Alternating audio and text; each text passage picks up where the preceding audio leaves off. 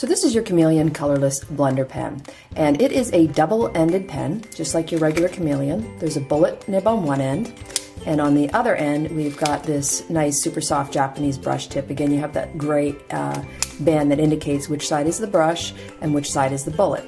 So this is contains a colorless toning medium, and this is actually the same toning medium that's inside of your Chameleon mixing chamber, which is kind of cool. But what it does, they call it a colorless blender, but it does many things. One of the things that it can do is it acts almost like a bleach or a lightener.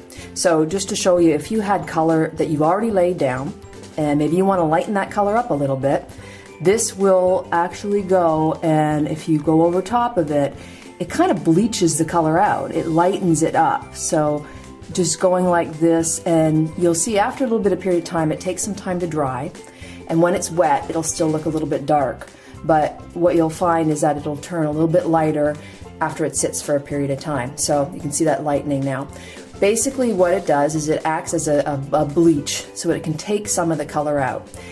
Don't worry if you get any on the tip, it'll actually come out. And here's a little bit of a hint for you, which is kind of fun, is if you find you have a little bit extra left on the tip, you can actually remove it just by putting it into one of the mixing chambers, and it will sort of pull that extra color back out again. So that's just a little neat factoid.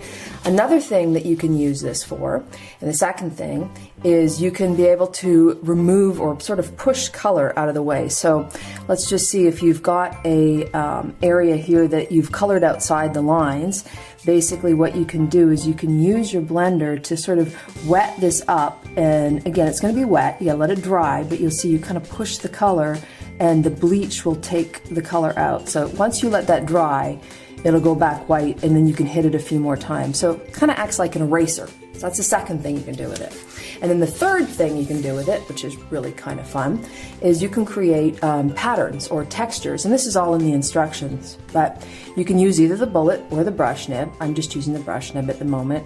And you're just gonna run it over top of the area that you're working on. Again, you might not see it change immediately, but once it dries, you'll find it'll start to give you this light texture, and it can add some pretty cool effects to what you're coloring with. So 3 different things that you can do with your colorless blender pen, and this is all in the instructions.